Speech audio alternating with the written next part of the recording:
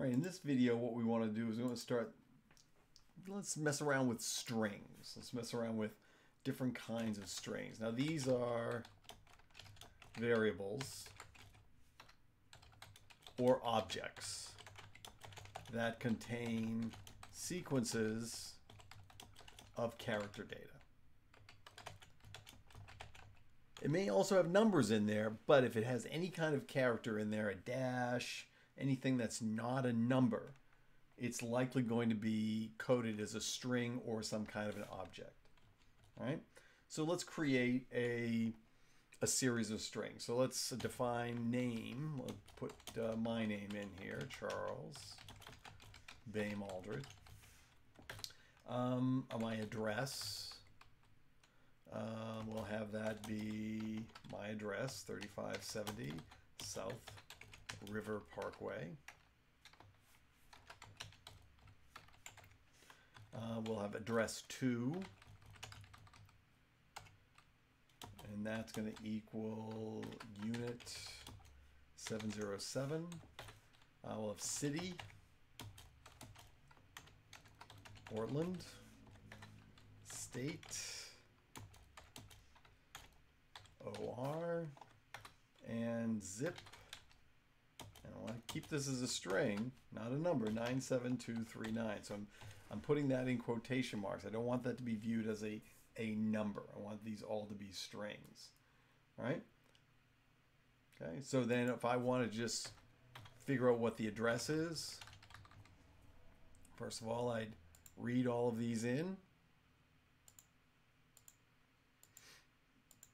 Right, you can see all of these are strings, and we got size of 20. That's 20 characters. So 1, 2, 3, 4, space 5, 6, 5, 6, space 7, 8, 9, 10, 11, 12, space 13, 14, 15, 16, 17, 18, 19, 20. So there's 20 characters in address here. This has 8. This has 2, 5, right? It's 19, includes the dash, right? Within the string, right, and I can sit here and just say, hey, can you return the address? And it'll return the address for me down here, all right? Within the string,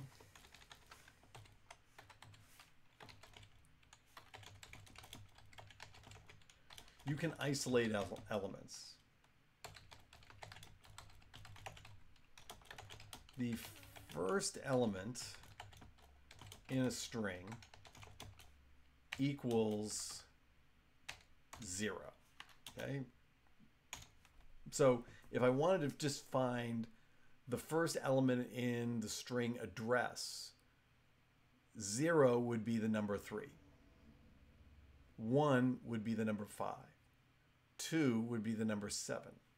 So if I wanted to get just return what is the value, what's the, of the 20 items that are in this string, give me the very first item, I would put in address, and then I would put in brackets 0.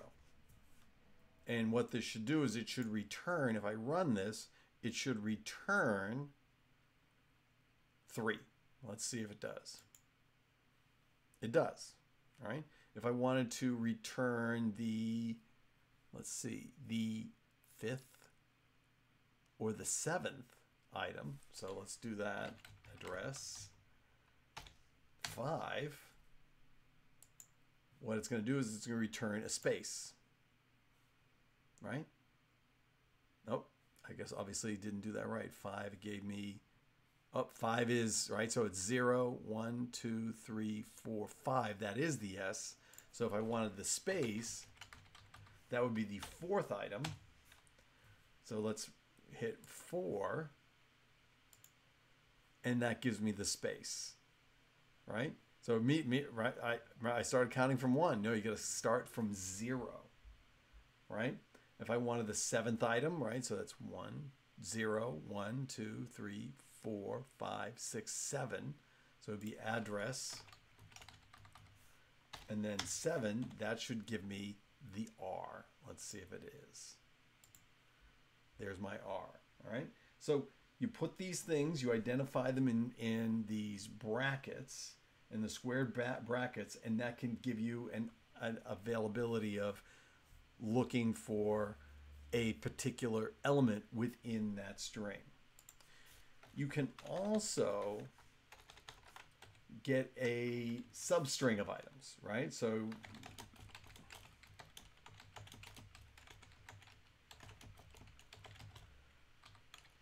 okay, so if I just wanted to print river,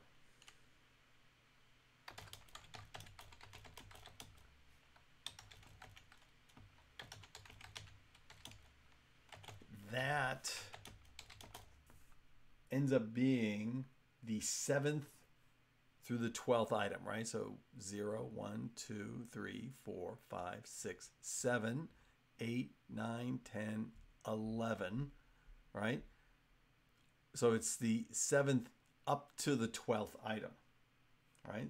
So it ends up being the 7th up to the 12th item in the string, right? So I can call that by putting in the following line: address bracket 7 to 12, right? And that all that's going to do is it's going to give me this. It's only going to give me river. It's not going to give me the space. It's just going to give me river. So let's just hit return on that. And that's all it gave me. If I wanted to also put the space in, I'd also put it up to 13 and run it again, and I would get the space as well, right? So it's not, doesn't include the last item. It's up to the last, whoops, I got a little typo there, put the bracket there, up to the last item, right? So there are also some functions that are related to strings. If you wanted to change the case, so maybe you want to go to capitals, you can use the function name.upper and then the brackets, right? If you wanted to count the number of R's in a string, you can use a different function. So if you wanted to count the number of R's in a string, you can use count, right? There's another function, right? So let's give these a try, right? So let's first of all, why don't we say, let's change something to uppercase. Let's make my name all uppercase. So let's go name. Oh, sorry, no. So it's I want to clarify. It's not name. It is variable name. Variable name. Upper. Okay. And then it's going to be variable name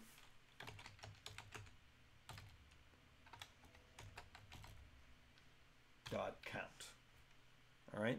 So all these things have, you have to put the variable name in first, and then you put in this dot count or dot upper, right? So let's type in one of these. So what we want to do is we want to put in name, which is my name, dot upper, and then I can put that in parentheses, and we can run this. And what you'll see is my name will go to all caps. Let's see if that happens. Right down here, right? So I haven't redefined it. If I wanted to physically change it, then I would have to say I want name to now equal name all in upper. So now what this will do is it will redefine my variable name. Maybe I'll call it name1 or name upper. That's the variable name. And we'll have that changed to upper class. So now this, what happens is there'll be a new variable in here. And now my new variable name upper is all caps, right? Maybe I want in the address, right? So it's address here, right? I want to count the R's. Address dot, and I want to count, the R's. Oops, I got to put this in parentheses, and then put the quotation marks. I want to count R. All right. So let's see how that works. 2. All right, is that right?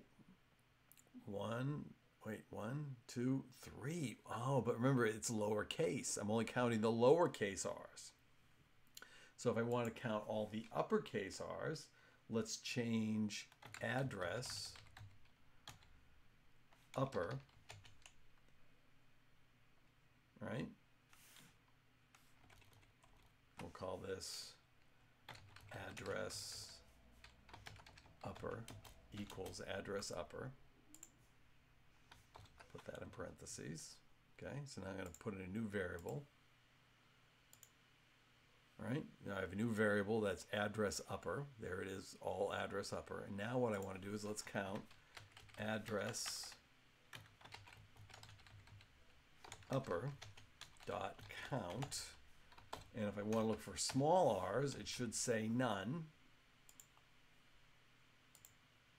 0, if I wanted to look for capital R's, it should tell me that I've got 3. And it does, right? Same thing with name count, right? I can go name upper dot count, and I want to look for all of the capital A's. Name, oh, it's not supposed to have a, make sure you get your variable name. You got to type these things in correctly. Name upper count A. Let's see what that comes back with. Comes back with 3. Let's see if that's right. 1, 2, 3 A's. So different ways you can use some string functions, and these are just a few of them. There's a lot of other different string functions that you can also utilize.